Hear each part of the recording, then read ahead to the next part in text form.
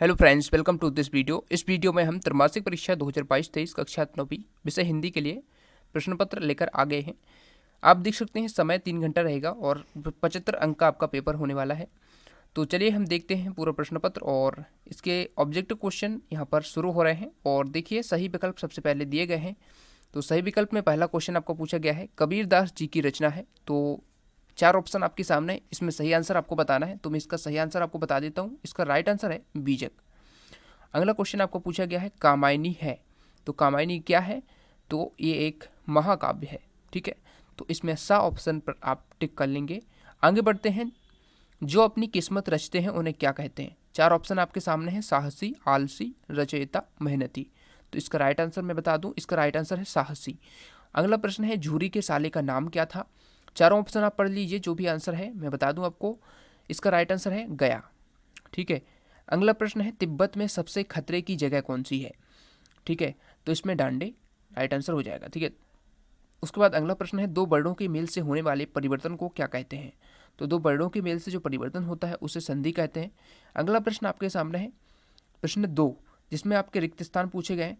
रिक्त स्थान में पहला प्रश्न है, दुष्ट व्यक्तियों के साथ साथ आदर्श, तो इसमें आपको भरना है प्रेरिता। ठीक है, दुष्ट व्यक्तियों के साथ साथ आदर्श प्रेरिता भी होते हैं, तो इस खाली स्थान में प्रेरिता आप भर लेंगे। दूसरा प्रश्न है, मेरे नाना पक्के साहब माने जाते हैं, तो इसमें साहब भर लेंगे। अगला है, बेशब्दांश जो शब्द बनाते समय आरंभ में लगते हैं कहलाते हैं, क्या कहलाते हैं? तो इसका राइट आंसर मैं बता दूं आपको, इसका राइट आंसर हो जाएगा उपसर्ग। ठीक है, प्रेमचंद का जन्म कहाँ हुआ था? तो बनारस में हुआ था। ठीक है, वीर रस का स्थायी भाव क्या है? आप सबको पता है, उत्साह है। ठीक है, वीर रस का स्थायी भाव उत्साह है। जायसी का प्रसिद्ध महाकाव्य कौन सा है? ठीक है, मलिक मोहम्मद जो जायसी है उनका प्रसिद्ध महाकाव्य क्या है? तो पद्मावत। ठीक है, सही जोड़ी हम देख सकते हैं यहाँ पर, सही जोड़ी है बाघ।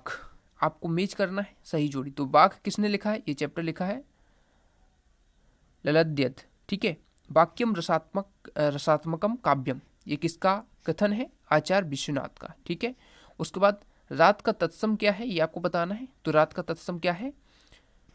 रात्रि। ये नीचे दिया हुआ है, इसमें देख सकते हैं आप यहाँ पर। ठीक है, ये दिया हुआ है रात्रि।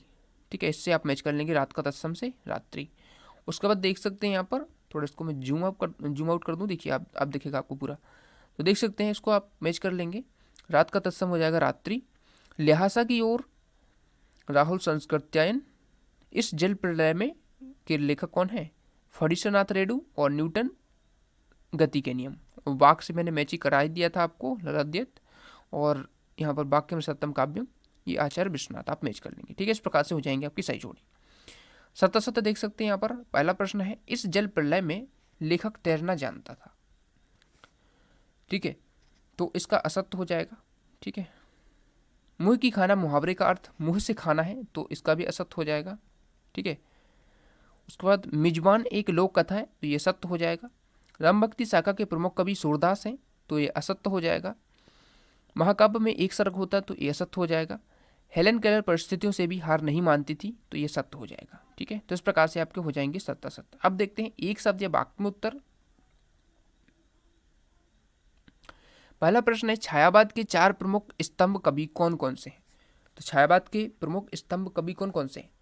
पंत, प्रसाद, निराला और महादेवी वर्मा। ठीक है, तो सुमित्रा नंदन पंत हो जाएंगे। एक तो सुमित्रा नंदन पंत आप नोट कर लीजिए, दूसरे हैं प्रसाद यानी कि जयशंकर प्रसाद, तीसरे यानी कि सूर्यकांत त्रिपाठी निराला, चौथी महादेवी वर्मा। ठीक है, तो इस 4 हैं। ठीक है, अब देखिए अगला प्रश्न, विदेशी भाषाओं से आए शब्द क्या कहलाते हैं? ठीक है, विदेशी भाषाओं से जो शब्द आते हैं उन्हें क्या कहते हैं? तो विदेशज उन्हें बोलते हैं। ठीक है, विदेशज। अंतरिक्ष यात्री की उम्र क्या होना चाहिए? तो अंतरिक्ष यात्री की जो उम्र है वो 40 वर्ष से कम होना चाहिए। ठीक है, 40 वर्ष से कम होना चाहिए, अधिक नहीं होना चाहिए। ठीक है,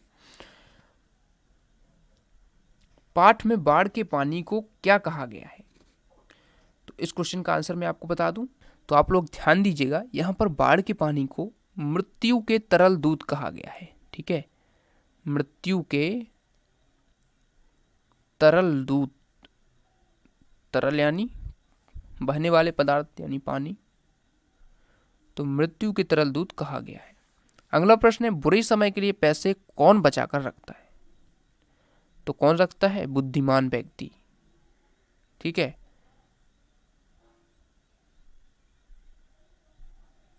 व्यक्ति। अगला प्रश्न है हमारा, रसखान किस भक्ति शाखा के कवि हैं? तो कृष्ण भक्ति शाखा के। ठीक है, कृष्ण भक्ति शाखा, कृष्ण भक्ति शाखा, बाद में लिखिएगा शाखा। तो चलिए, ऑब्जेक्टिव क्वेश्चन हमने कंप्लीट कर लिए। अब हम देखते हैं प्रश्न क्रमांक 6 से आप देख सकते हैं, अंतरिक्ष यात्री कौन होते हैं? अथवा पूछा गया है, मासिक वेतन को पूर्णमासी का चांद क्यों कहा गया है?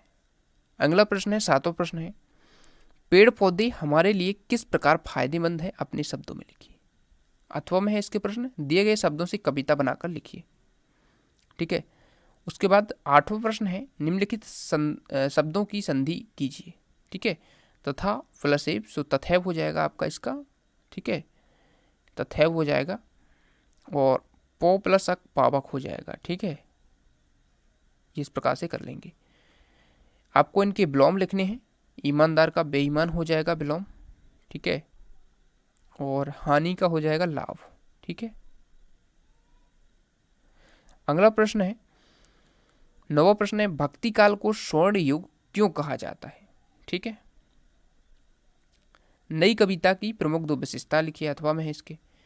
अगला प्रश्न है, मानसरोवर से कवि का क्या आशय है? अथवा में मनुष्य ईश्वर को कहाँ कहाँ ढूंढता है? 11वां प्रश्न है आपका, कवित्री का घर जाने की चाह से क्या तात्पर्य है? इस ज्ञानी से कवित्री का क्या अभिप्राय है? ठीक है, तो 11 प्रश्न हो गए। 12वां प्रश्न है आपका, गद्य की प्रमुख विधाओं के नाम लिखिए। एकांकी की कोई 2 विशेषताएं लिखिए। ठीक है, 13वां प्रश्न है आपका यहाँ पर, प्रेमचंद के साहित्य की कोई 2 विशेषताएं लिखिए। और अथवा में है इसके, राहुल सांस्कृत्यायन की 2 रचनाएं लिखते हुए भाषा शैली की विशेषताएं लिखिए। ठीक है, एक भी प्रश्न मत छोड़िएगा, सभी प्रश्न अच्छे से करके जाइएगा। ठीक है, 14वां प्रश्न है आपका, कबीरदास के शिल्प सौंदर्य की कोई 2 विशेषताएं लिखिए। छायावाद की कोई 2 विशेषताएं लिखिए। ठीक है, अब देखिए 15वां प्रश्न पूछा गया है, निपात शब्द क्या है? लिखिए। संधि की परिभाषा एवं प्रकार लिखिए। रस किसे कहते हैं? रस के अंगों के नाम लिखना है। अथवा में है श्रृंगार रस की परिभाषा उदाहरण सहित की। 17वां प्रश्न है, गोलंबर के पास जनसंपर्क की गाड़ी क्या ऐलान कर रही थी? बाढ़ पीड़ितों की मदद हेतु नाव पर क्या क्या होना चाहिए? ठीक है, 17वां प्रश्न हो जाएगा। अब देखिए 2 अंक के प्रश्न हो गए। अब 3 अंक वाले जो प्रश्न है यहाँ से शुरू हो रहे हैं। तो यहाँ पर 18वां प्रश्न पूछा गया है आपसे, निम्नलिखित काव्यांश की संदर्भ प्रसंग सहित व्याख्या कीजिए। तो प्रेमी ढूंढत मैं फिरो, प्रेमी मिले ना कोय, प्रेमी को प्रेमी मिले, सब विष अमृत होए।